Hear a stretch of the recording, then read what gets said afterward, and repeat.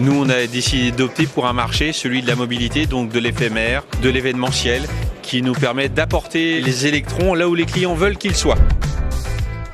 On est encore aux rencontres Flotte Auto à Paris, au Bourget, pour une édition assez exceptionnelle. Et je suis en compagnie de Claude Lebrise. Claude qui est le fondateur de l'entreprise Drop and Plug, qui a créé plusieurs bornes de recharge mobiles sur roulette ou sur roue ou dans camion. Il va nous en dire un petit peu plus. Bonjour Claude. Donc effectivement, au salon Flotte Auto, on aime beaucoup ce salon parce que ça nous permet d'être à la rencontre de professionnels et surtout de présenter un panel de solutions qu'on a créé au fil des années, comme des chargeurs essentiellement mobiles, puisque nous sommes spécialisés dans la charge et le stockage d'énergie, mais mobile. À l'inverse de beaucoup de partenaires aujourd'hui qu'on peut trouver, et souvent des amis qui sont installateurs de bornes fixes, nous on a décidé d'opter pour un marché, celui de la mobilité, donc de l'éphémère, de l'événementiel, qui nous permet d'apporter les électrons là où les clients veulent qu'ils soient. Mais alors c'est pas forcément que de l'éphémère d'ailleurs, parce que ce genre de dispositifs, ils sont utilisables par des entreprises qui ont des gros besoins mobiles, qui pour eux c'est éphémère, mais en fait pour vous, vous avez des clients un peu partout en France qui utilisent, que ce soit dans la logistique, que ce soit dans l'événementiel, ces grandes piles sur roulette. En fait, vous avez raison parce qu'on a des clients qui sont des clients récurrents pour l'événementiel, mais on a aussi des clients qui sont des utilisateurs au quotidien de nos solutions, comme la box qui se trouve là et donc qui est chez UPS. Et donc ça fait 3 ans qu'ils utilisent ces solutions sur leur plateforme de logistique, puisqu'ils sont des acteurs assez incontournables du dernier kilomètre avec des camions électriques et pour lesquels la box est une alternative intéressante puisque ça leur permet de jouir d'une infrastructure de recharge tout en n'étant pas propriétaires de leur plateforme de logistique. Donc ça leur permet d'avoir à disposition des solutions qui peuvent les suivre même s'ils changent demain de plateforme. Ça à la limite, on l'entend pour 2020, 2022, 2023, en 2026. Les parcs logistiques et puis de manière générale les parcs automobiles, les gens qui nous regardent et qui sont là ici à Flotte Auto, ils sont quand même très équipés.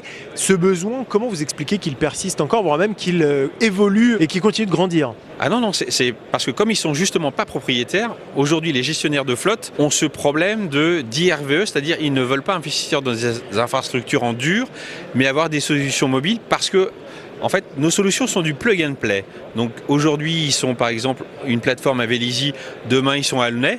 Ils ont juste qu'à déconnecter nos box et elles vont les suivre sur une nouvelle plateforme. Et comme elles sont plug and play, un quart d'heure après être connectées, elles vont refonctionner. Il n'y a pas de VRD, il n'y a pas d'infrastructure à financer, creuser des tranchées. Enfin, c'est quand même très facile à utiliser. Alors justement, Claude, techniquement parlant, comment ça fonctionne? Combien de bornes on peut installer? Comment est-ce que les gens mettent ça en place sur leur parc automobile? Alors nous, notre travail, c'est d'abord, on rencontre nos futurs clients, en tout cas les prospects. On fait un bilan quand ils veulent, un bilan énergétique du bâtiment dans lequel ils veulent installer nos solutions mobiles. Et en fonction de la puissance qu'ils peuvent nous accorder, par exemple, s'ils ont 40 kVA ou 80 kVA à nous accorder pour les recharges, on rentre sur notre système de supervision et ils n'ont rien d'autre à faire. Tout va être géré informatiquement, ce qui fait qu'on ne prendra jamais en défaut leur installation électrique. Claude Lebrise, les grandes références, les grandes entreprises avec lesquelles vous travaillez, vous m'avez parlé de DHL. À côté de moi, il y a une borne Total Energy.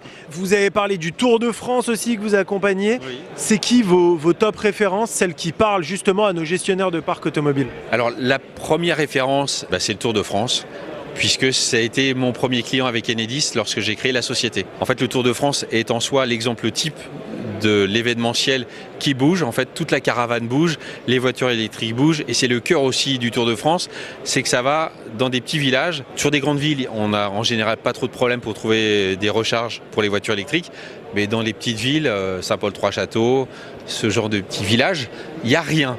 Donc forcément, on avait tout intérêt à être présent et effectivement, on ne s'est plus quitté depuis la fin 2020 où on a proposé la station mobile et donc depuis tous les étés, on est sur le Tour de France. Quelques autres noms d'entreprises auxquels les visiteurs de Flotte Auto peuvent s'identifier? Alors UPS, chez qui il y a plusieurs dizaines de box mobiles chez eux. DHL, avec qui on a commencé aussi l'aventure. Total Energy, c'est différent parce que nous nous étions rencontrés juste avant la Coupe du Monde de rugby, puisque j'ai fait toutes les évaluations techniques des 9 stades où on devait installer nos chargeurs.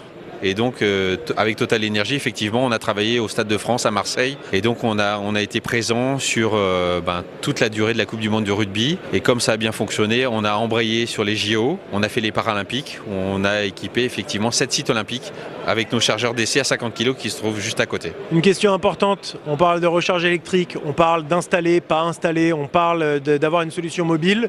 Le prix, Claude, combien ça coûte? Comment ça marche? C'est un loyer mensuel? C'est de l'achat?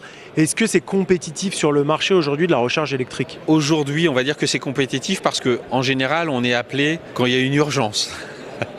Donc forcément, ça peut être très utile, ou alors parce que nos clients ont choisi des lieux très sympa pour faire un événementiel, une présentation d'un nouveau véhicule électrique. Donc maintenant qu'ils savent qu'on est là, ils choisissent essentiellement le lieu parce que c'est un vrai spot en termes de communication et de confort pour présenter. Ça peut être un château, ça peut être le port de Rotterdam pour la Nissan Micra qu'on a accompagné pendant 3 semaines. Donc c'était génial. Il n'y avait pas du tout d'infrastructure et donc on parle de la nouvelle Nissan Micra. Hein. Absolument, elle a 100% élec.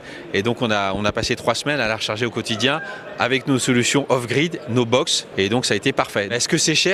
Non, parce qu'effectivement, sans nous, en fait, l'événement n'aurait pas pu avoir lieu. Quels sont les chiffres? Alors la box, en loyer mensuel, on est autour de 1 000 €. On pratique également la vente directe, la LLD, la LOA. Donc ce qui fait qu'avec nos clients, on peut les accompagner pour qu'ils aient toujours une solution de financement viable pour eux. Merci beaucoup Claude de nous avoir reçus et de nous avoir expliqué un petit peu le fonctionnement de Drop & Plug, le fondateur de Drop & Plug, la pile mobile pour recharger ses parcs automobiles ici à Flotte Auto. Merci et très bon salon Claude. Merci beaucoup à vous.